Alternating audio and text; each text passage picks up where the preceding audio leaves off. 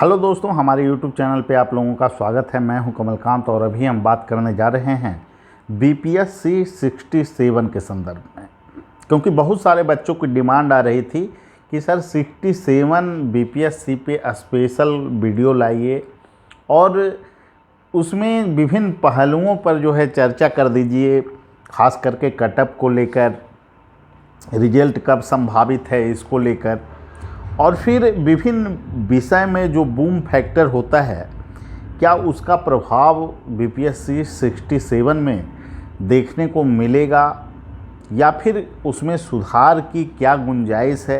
क्योंकि बहुत सारे विषय के छात्र हैं जो काफ़ी डरे रहते हैं, जैसे LSW वाले हों, हिस्ट्री वाले हों, तो ये समस्या देखने को मिल रही है। बहुत सारे छात्र जो है कि डरे हुए हैं कि मेरे विषय के साथ कहीं गड़बड़ी ना हो जाए।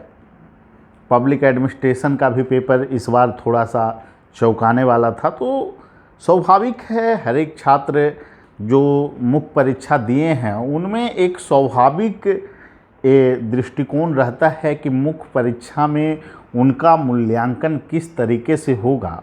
इसको लेकर तरह तरह के सवाल उठ रहे हैं और उठना लाजमी है, और यही कारण है कि छात्र परेशान होते हैं तो फिर जो संस्थान है वहाँ फ़ोन करते हैं, शिक्षकों से राय लेते हैं, और बहुत सारे ऐसे लोग हैं जो कि इंटरव्यू में मार्गदर्शन भी हम लोग से ले रहे हैं।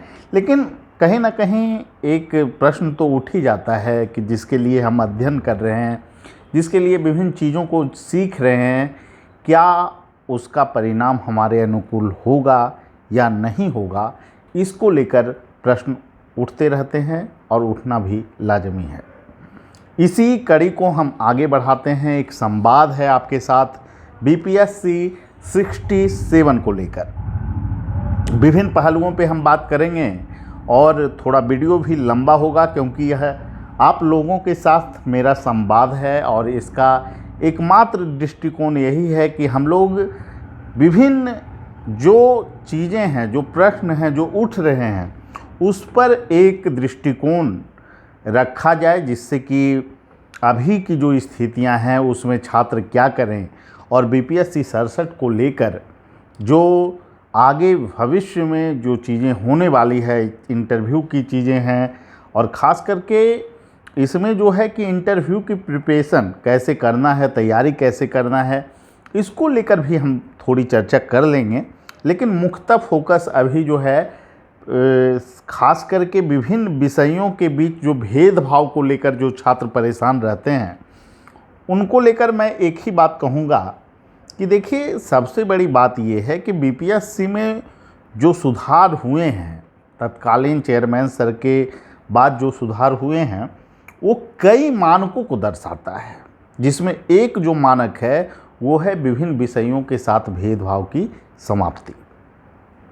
इसमें आपको जो विकल्प आधारित प्रश्न विभिन्न विषयों में पूछे जाने की जो दृष्टिकोण रहे चेयरमैन सर का, उसमें सबसे बड़ी जो वजह थी वह था विभिन्न विषयों के साथ जो भेदभाव हो रहे थे उसको ख़त्म करना। और उन्होंने इस बात को अपने ट्विटर हैंडल पे भी इसको लिखा उन्होंने, तो ये बात आप समझ सकते हैं कि उनके मन में चल क्या रहा था, ठीक है। और ये बार बार BPSC पे आरोप लग रहे थे, चाहे 56 से 59 BPSC हो, 60 से 62 हो, कि ज्योग्राफी हिंदी का बूम फैक्टर रहा, या फिर अन्य विषय बाद में मैथ वाले पे भी आरोप बूम फैक्टर का आरोप लगा, हिस्ट्री वाले पे भी 63वीं में बूम फैक्टर। तो ये फैक्टर जो था इसको कैसे डैमेज किया जाए जिससे कि गुणवत्तापूर्ण छात्रों का सही मायने में चयन हो, इस दिशा में कई बार की बैठक के बाद चेयरमैन सर ने निर्णय लिया कि वैकल्पिक विषय के महत्व को ही पूर्णतः समाप्त कर दिया जाए, और इस दिशा में जो व्यापक परिवर्तन थे वो 68वीं BPSC में देखने को मिला। तो इसकी जो झलक है वो 67वीं BPSC में भी आपको देखने को मिलेगा, यह बात हम दावे के साथ कह रहे हैं। रीजन क्या है? आप देखिएगा कि मुख्य परीक्षा जो लिया गया, जो आयोजित किया गया 67वीं का मुख्य परीक्षा, उसमें विभिन्न विषयों को कहीं ना कहीं एक मानक पर जो है कि कसौटी पर रखने की बात चेयरमैन सर ने की। हालांकि उस मुद्दे पर मैंने प्रतिक्रिया भी दिया था कि अगर परिवर्तन करने ही थे तो पहले परिवर्तन होता, लेकिन कहीं ना कहीं जो भी परिवर्तन होता है उसको स्वीकार किया जाता है और तमाम छात्रों ने स्वीकार किया और परीक्षा में बैठकर अपनी जो उनको क्षमता थी उस अनुसार उन्होंने प्रदर्शन किया है। तो इसमें जो विभिन्न विषयों के बीच आप देखे होंगे परीक्षा के पैटर्न में भी जो बदलाव रहते थे, जैसे ज्योग्राफी में 500 क्वेश्चन को पूछा जाना, हिस्ट्री में वैसा विकल्प नहीं होता था, उससे भी मार्किंग प्रभावित होता था। लेकिन लगभग इस बार सभी विषयों में जो क्वेश्चन का ग्राफ है वो एक रूपता को दर्शाता है, और जब प्रश्न में एक रूपता की ओर संकेत है तो निश्चित रूप से इतना तो तय है कि मूल्यांकन में भी एक रूपता निश्चित रूप से देखी जाएगी, और इसमें विभिन्न विषय के जो छात्र अच्छे प्रदर्शन करेंगे उनको बेहतर अंक भी मिलेंगे, ये भी तय है। अब बेहतर का पैरामीटर क्या होगा? बेहतर अंक मिलेंगे तो कितने अंक मिलेंगे? देखिए, सभी विषय के साथ इस बार चैलेंज था, चुनौतियां थी, क्योंकि प्रारूप जो था पहला बार बदला गया था और कम समय में बच्चे तैयार नहीं थे पूरा सिलेबस पर कमांड करना इतने कम समय में, क्योंकि शॉर्ट क्वेश्चन दोनों पोर्शन में पूछे जा रहे थे। आपको हिस्ट्री में है तो प्राचीन मेडिवल को मिला के 5 शॉर्ट क्वेश्चन, फिर उसके बाद मॉडर्न में भी आपको मॉडर्न को मिला दीजिए और वर्ल्ड को फिर 5 क्वेश्चन, पब्लिक एडमिनिस्ट्रेशन में भी पेपर फर्स्ट का जो टॉपिक था उसमें 5 शॉर्ट क्वेश्चन, पेपर सेकंड के टॉपिक में 5 क्वेश्चन, हर एक विषय में कमोबेश यही स्थितियां रही थी। और इसमें छात्र संतुलन में क्या लिख पाए हैं या नहीं लिख पाए हैं, हम जो आकलन कर रहे हैं उसमें जो पैरामीटर है, हमारे पास अभी इंटरव्यू के लिए 150 लगभग छात्रों ने नामांकन लिया है, उसके आधार पर ही हम विश्लेषण कर रहे हैं। और इसमें जो है हम जो पा रहे हैं लगभग सभी विषय के छात्र जो है कि हमारे यहाँ इंटरव्यू के लिए जुड़े हैं, तो किसी विषय का ग्राफ बहुत ज़्यादा ऊपर होगा नीचे होगा, ये स्थितियाँ इस बार दिखाई नहीं पड़ रही। हालांकि ये परिणाम के पूर्व का विश्लेषण है, ठीक है, परिणाम आने के बाद विश्लेषण क्या होगा यह आगे भविष्य में तय होगा। लेकिन जो अभी स्थितियां हैं, पहले ज्योग्राफी की तरफ झुकाव ज़्यादा रहता था लोगों का, पहले भी हम लोग एडमिशन लेते थे, वैसा स्थिति इस बार देखने को नहीं मिल रहा है। सभी विषय के लड़के जो है अपने जो बेहतर किए हैं उनको लग रहा है कि उनका रिजल्ट आने वाला है। तो एक बदलाव तो यहाँ स्पष्ट रूप से दिखाई पड़ रहा है, क्योंकि सभी ये मानकर चल रहे हैं कि अगर वो अच्छा लिखें ऑप्शनल पेपर तो 160, 65, 70 नंबर मिल जाएगा। और जीएस में अगर उन्होंने डीआई बना दिया है और लेखन शैली अगर अच्छी है तो निश्चित रूप से उनका रिजल्ट आ रहा है। कमोबेश स्थितियाँ यही रहने वाली है, इससे इनकार नहीं किया जा सकता कि अगर कोई बच्चा 160, 65, 70 नंबर लाया है अपने विषय में, सब्जेक्ट में, तो जीएस में डीआई अगर बना लिया है और अन्य पोर्शन को बेहतर ढंग से लिखा है तो रिजल्ट का तो प्रत्याशा काफ़ी अधिक है, इंटरव्यू कॉल होना लगभग तय है।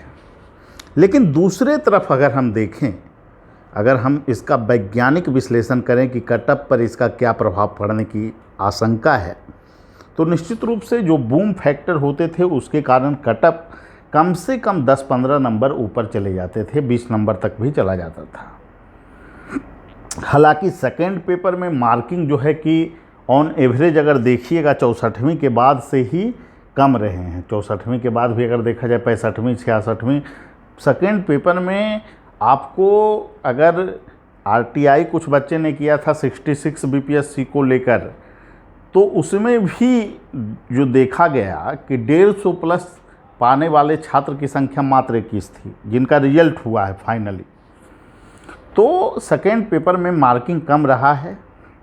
तो ऑन एवरेज अगर देखा जाए कटअप पर अगर विश्लेषण करें तो जिनका फर्स्ट पेपर जीएस में, ठीक है, जिनका जीएस फर्स्ट पेपर में 160, सेकेंड पेपर 140 जिनका है, या फिर दोनों मिला के आपको 300 मान लीजिए, और फिर अगर आपका 140 भी है सब्जेक्ट में तो इस बार इंटरव्यू कॉल आ जाएगा। 440 से ऊपर कटअप जाने की संभावना कम है, ठीक है। 440 पे कंफर्म रहिए कि आपको इंटरव्यू कॉल आने वाला है। कमोबेश यही स्थितियां रहेगी हर एक कैटेगरी में। इसी अनुसार अगर बीसी में हैं तो 5-6 नंबर और कम कर लीजिए, 10 नंबर तक, 430 तक। इसी तरह से अन्य कैटेगरी में भी स्थिति रहेगा। अब है कि इंटरव्यू का रोल क्या होने वाला है, इसके संदर्भ में भी थोड़ी चर्चा ज़रूरी है, क्योंकि नंबर अगर कमेगा, एवरेज नंबर अगर रहेगा विभिन्न विषयों के बीच, तो इंटरव्यू का रोल काफ़ी बड़ा होगा, इसमें भी कोई सवाल नहीं है। और इंटरव्यू डिसाइडिंग फैक्टर होने वाला है, इससे इनकार नहीं किया जा सकता है। अगर विभिन्न विषयों में अंक घटेंगे तो यहाँ पर होगा कि बच्चे जो होंगे वो 440 से 450 के बीच लगभग बच्चों की स्थितियाँ वहाँ रहेगी, और कोई बच्चा, कोई स्टूडेंट वहाँ से अगर 75, 80 या फिर 85 स्कोर कर ले जाता है, 80 प्लस, तो वहाँ संभावना रिजल्ट की बहुत अधिक बनने वाली है। तो ऐसे में इंटरव्यू को आपको बिल्कुल इग्नोर नहीं करना है दोस्तों। और अभी से मैं सीधा आप लोग से एक बात कहूँगा, अभी से सीरियसली आप लोग लगिए, बिल्कुल सीरियसली लगिए। जिनको लगता है कि मेंस आपका बेहतर गया है, क्योंकि एसडीएम की सीटें हैं अच्छी, 9 पे स्केल की अगर देखिएगा तो अच्छी खासी सीटें हैं। तो सीरियस होकर अभी से लगिए। जिनका लगता है कि इंटरव्यू कॉल आने वाला है तो कोई किंतु परंतु नहीं। पिछले जो आपको 2 महीना 3 महीना के बड़े मुद्दे हैं, घटनाक्रम हैं, उन पर तो आपकी दृष्टिकोण बिल्कुल स्पष्ट होनी चाहिए कि कैसे आपको वहाँ पर किस तरह के प्रश्न पूछे जाएंगे और कैसे उत्तर देना है। न्यूज़पेपर कंटिन्यू, न्यूज़पेपर से कोई एकदम 1 घंटा टाइम आपको न्यूज़पेपर में देना है, ठीक है। और इसके साथ साथ आपको सब्जेक्ट, अपने जो सब्जेक्ट हैं उनको देखना है। कोई सब्जेक्ट की तैयारी इंटरव्यू में आपको नहीं कराएगी कोई संस्था, अगर बोलती है तो वो झूठ बोलने वाला काम है। सब्जेक्ट में कहाँ से क्वेश्चन आ जाएगा कह पाना मुश्किल है, तो उस पर अंडरस्टैंडिंग आप डेवलप कीजिए।